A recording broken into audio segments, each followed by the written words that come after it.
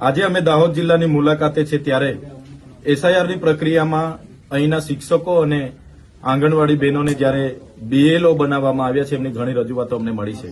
એમણે કીધું કે ભાઈ જ્યારે 4 નવેમ્બરથી એસઆઈઆરની પ્રક્રિયા ચાલુ હતી તે દરમિયાન અમને ગૌરવ યાત્રામાં એનું આયોજન કરવા માટે, એમની ભીડ ભેગી કરવા માટે અમને લગાડવામાં આવ્યા. વડાપ્રધાનશ્રીના કાર્યક્રમમાં અમને કામ સોંપવામાં આવ્યું બસો ભરવા માટે, અને 15 તારીખ પછી આકસ્મિક 17 તારીખે અમને મિટિંગો બોલાવીને મામલતદાર દ્વારા અને કલેક્ટરો દ્વારા કડક સૂચનાઓ આપવામાં આવી છે અને ઘણી દબાણપૂર્વક કામગીરી કરાવવામાં આવે છે.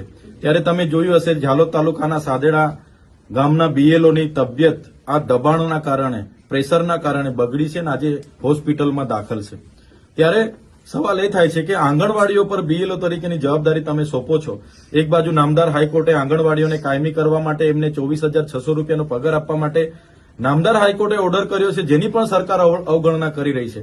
આજે શિક્ષકો નથી, એક શિક્ષક ભણાવવા જશે કે બીએલઓની કામગીરી કરવા જશે જેવી અનેક સમસ્યાઓ છે એ આજે અમને મળી છે. બીજી કે પાક નુકસાની જે સર્વે થયું ઓક્ટોબર 24, 25, 26, 27, 28 દરમિયાન જે વરસાદ થયો, આ કમોસમી વરસાદના કારણે પાક નુકસાનીનું અહીંયા સર્વે થયું અને સર્વે થયા બાદ એની ચૂકવણું કરવાનું હોય એની જગ્યાએ ગુજરાત સરકારે ફરી ઓનલાઈન ફોર્મ ભરવા માટેની ખેડૂતને સૂચનાઓ આપી.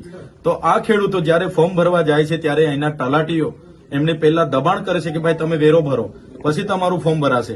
વન અધિકાર અધિનિયમ 6 અંતર્ગત જેમને સનતના દાવા મળ્યા છે એવા લોકો ફોર્મ ભરવા જાય છે ત્યારે ફોરેસ્ટરનો દાખલો માંગવામાં આવે છે અને ફોરેસ્ટર એવું કહે છે કે હમણાં જ સ્થળ પર આવીશું, જોઈશું, પછી જ તમને દાખલો આપીશું. ત્યારે એ ઘટનાને આજે 20 દિવસ થયા, સ્થળ પર જે સર્વે થઈ ગયા પછી ખેડૂતોએ બધું પાક કાપી લીધા અને પછી ત્યાં જઈને દાખલા લખી નથી આપતા. સર્વરો ડાઉન છે, જેનાથી અમને આજે રજૂઆતો ખેડૂતોની પણ મળી છે. ત્યારે એમાં કોઈને તકલીફ ના પડે એ બાબતને લઈને અમારા આગેવાનોને અમે સૂચનાઓ કરી છે. બીએલઓને કોઈ તકલીફ ના પડે તો BLA2 એટલે કે બૂથ લેવલના એજન્ટોને અમે સૂચનાઓ કરી છે. ત્યારે આ પ્રક્રિયામાં સરકાર જે આગળ વધી રહી છે વ્યાજબી નથી. વોરંટ કાઢે છે, પોલીસ એ લોકોને બીએલઓને લઈ આવે છે, કેસ કરે છે, એ કોઈ વ્યાજબી નથી એવું માનીએ છીએ. સાથે સાથે સાંસદ, એમના ધારાસભ્ય અને મંત્રીઓ દ્વારા અહીંના બજેટમાં